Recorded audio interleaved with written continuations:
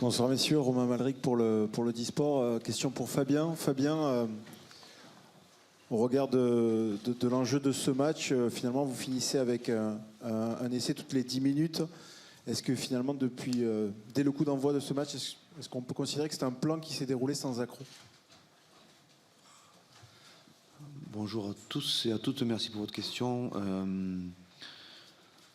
Disons que bon, on va dire que c'est un match réussi, puisque il y avait un enjeu qui était majeur, qui était de se qualifier, malgré le fait d'avoir gagné le match ouverture face à la Nouvelle-Zélande, les deux matchs du milieu, il fallait gagner l'Italie pour se qualifier. Ça a été fait, et le score 60-7 est un score qui nous satisfait aussi. Et pour répondre plus précisément à la question, le fait d'avoir pu aligner tous les joueurs et de maîtriser le match du début jusqu'à la fin avec les 23 joueurs, c'est une satisfaction aussi.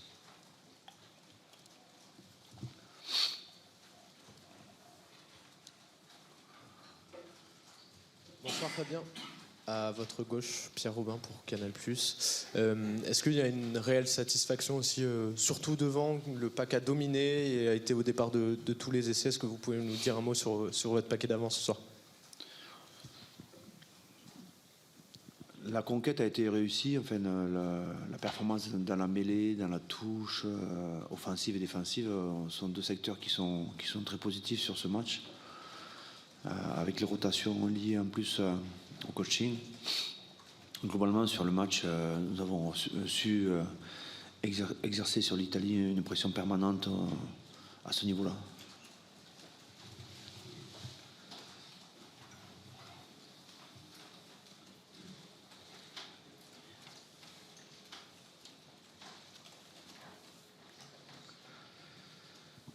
Fabien, bonsoir. Un mot sur votre défense, encore qui progresse de match en match. On a l'impression vraiment que l'apport notamment d'Anthony Gelon pour donner des plaquages en avançant, de Jonathan Anti aussi au milieu du terrain, font un bien fou à cette équipe. C'est vrai que notre défense progresse. Après, c'est à vous de juger. Nous, on prend le temps d'étudier tranquillement les points d'amélioration, mais on a encaissé 7 points. 7 points, ça reste quelque chose de cohérent pour maintenir une ambition dans cette compétition. C'est clair que la défense, vous regarderez de près toutes les équipes qui postulent et qui veulent gagner cette Coupe du Monde, elles ont des défenses qui sont très hermétiques. Donc il est clair pour nous qu'on cherche à encaisser le moins de points possible et à subir le moins possible sans le ballon.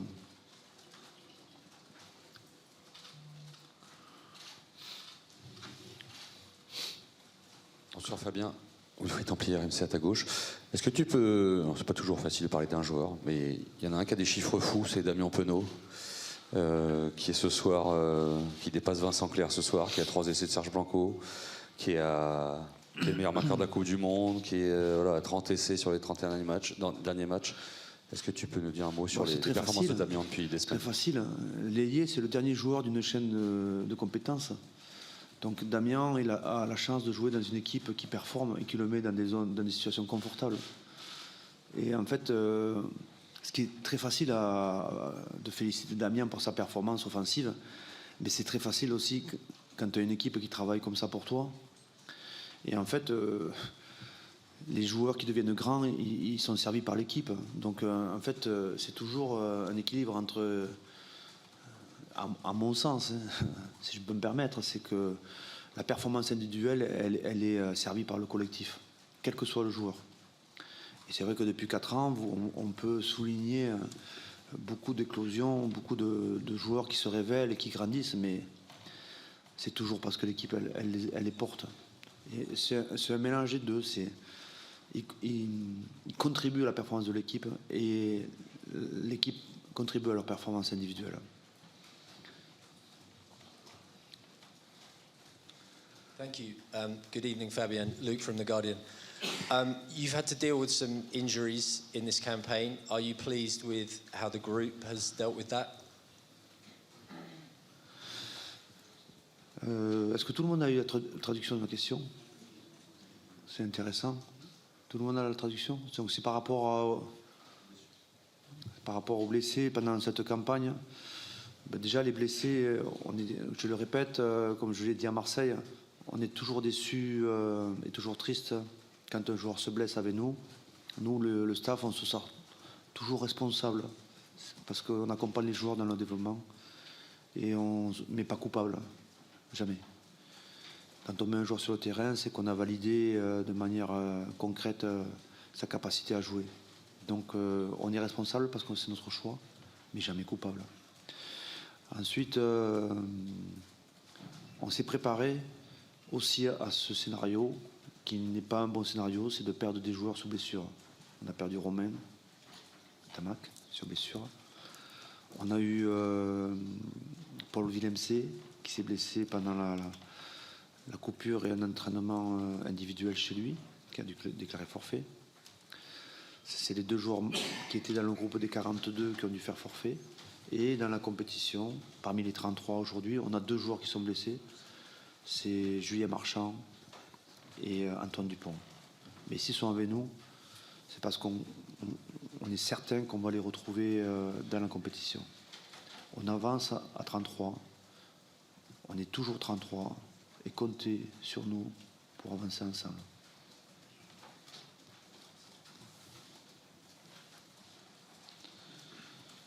Bonsoir Charles. Pourquoi la décision d'aller au poteau avec la dernière possession? À la fin du match, j'étais plus sur le terrain à ce moment-là, donc je ne peux pas vous détailler les discussions de ce moment-là, mais je pense simplement que voilà, c'était un 8e de finale, donc il n'y a pas de bonus. Et voilà, c'était simplement être sûr de gagner ce match et voilà, faire les choses dans l'ordre encore une fois. Donc voilà, je ne peux pas vous dire précisément les discussions, mais voilà, ça coïncidait bien avec notre philosophie de mettre les choses dans l'ordre et de surtout gagner ce match. Oui, bonjour, Axel à Europe 1. Fabien, vous dites souvent on est là où on voulait être. Là, ce soir, vous êtes là où vous vouliez être, c'est-à-dire qualifié pour les quarts de finale. Et comment vous vous sentez? Vous êtes heureux quand même de se dire ben voilà, on avance et on se rapproche petit à petit de l'objectif qu'on s'était fixé? Oui, on est très très heureux d'avoir réussi ce match. Très heureux d'avoir réussi notre phase qualificative. Très heureux d'avoir reçu globalement nos 4 années et nos 43 matchs. Ce soir, on va bien récupérer ensemble. On va essayer de passer un bon moment ensemble pour fêter cette qualification. Et ensuite, on va se tourner vers le quart de finale qui sera pour nous, après avoir joué une première finale de Coupe du Monde face à la Nouvelle-Zélande dans match ouverture, une 2e finale de Coupe du Monde. Clairement. Donc on est très heureux de valider cette qualification, cette phase qualificative. Mais on sait que notre prochain rendez-vous dimanche prochain, c'est une 2e finale de Coupe du Monde qui nous attend, clairement. Et je répète et je pèse mes mots.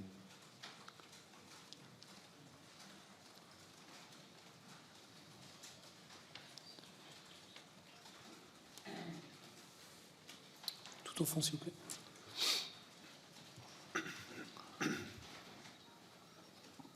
Question pour le capitaine Philippe Lafont, France Télévisions.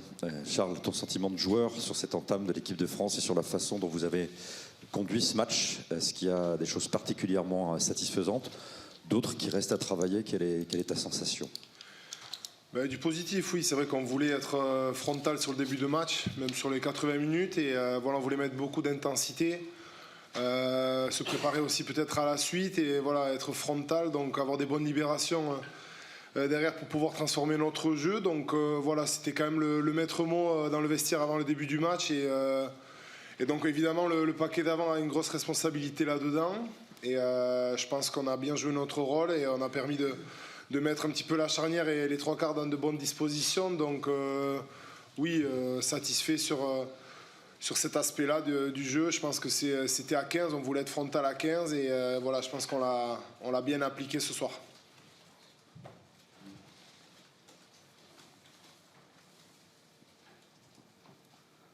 Oui, bonjour, Jean-Gabriel Montagne du Parisien. Est-ce qu'on peut avoir un mot sur les adversaires potentiels en quart de finale, et en particulier l'Afrique du Sud, qui est a priori l'équipe qui tient la corde? Comment vous voyez cet adversaire potentiel pour dimanche?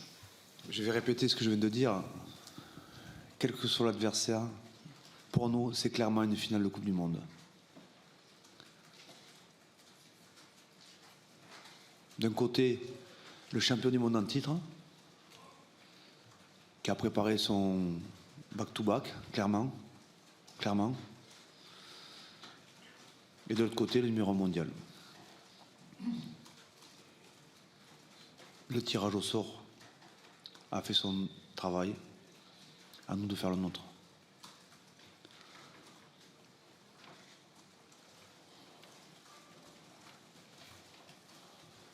Charles, ici à ta gauche, vous avez eu une victoire historique contre la Namibie.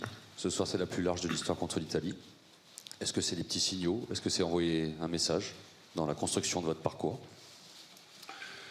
C'est le résultat de notre travail et de notre application sur le match. Voilà, autant que ce soit la Namibie ou celui-là, on voulait être sérieux, on voulait faire les choses dans l'ordre. Et je pense que voilà, c'est que la conséquence, le score historique contre les Namibiens ou l'Italie, c'est que la conséquence de tout notre travail. Donc oui, si en même temps ça envoie un signal, c'est tant mieux. Ça veut dire qu'on a été sérieux, qu'on a bien fait les choses. Voilà. Après, on voulait mettre de l'intensité, on voulait être frontal parce que voilà, on sait ce qui va arriver sur les semaines qui arrivent. Et voilà, être prêt au mieux pour aborder le et j'espère les prochains matchs.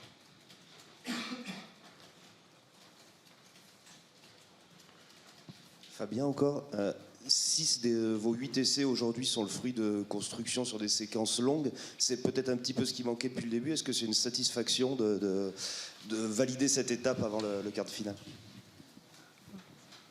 C'est bien, mais nous, pourvu qu'on marque et qu'on gagne les matchs, on est satisfait. On n'est pas là pour faire des démonstrations, une fois de plus. Réciter des séquences longues, c'est pas notre objectif. Mettre du temps pour marquer, c'est pas notre objectif. Notre objectif, c'est toujours gagner le match.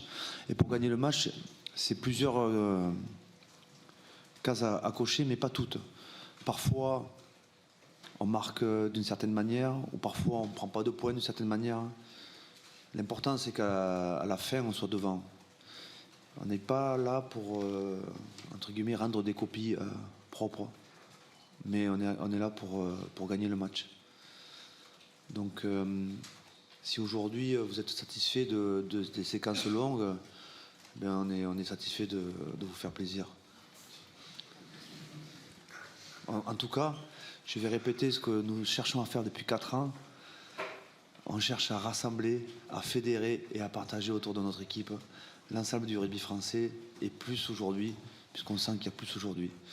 Et donc, on entend les critiques, qu'elles soient positives ou négatives, et ça nous touche.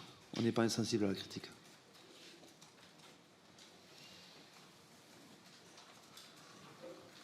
Fabien, à votre gauche, est-ce que le fait de tuer le match rapidement et de faire tourner rapidement, c'était aussi un objectif dans ce match pour préparer justement cette deuxième finale de Coupe du Monde, comme vous l'appelez?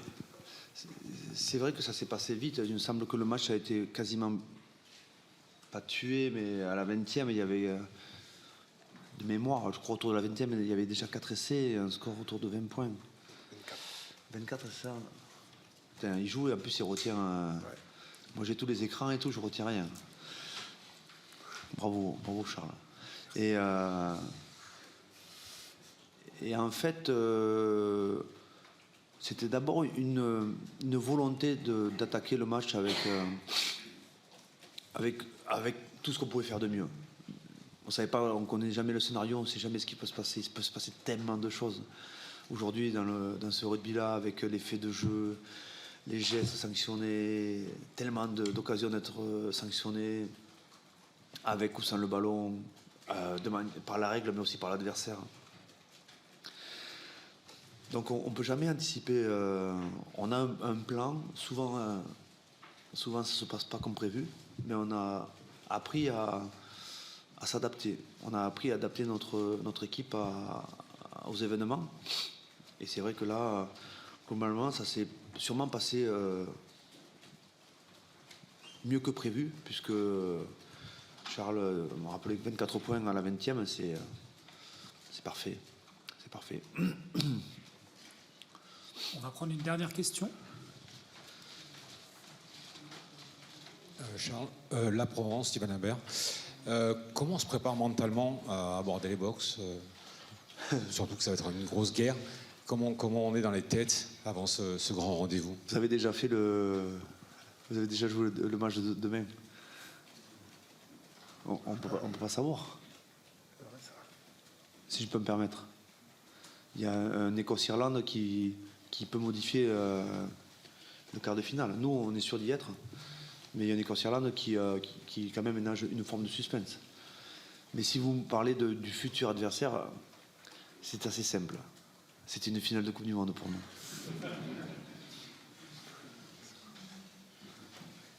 Merci à tous. C'est la fin de la conférence de presse.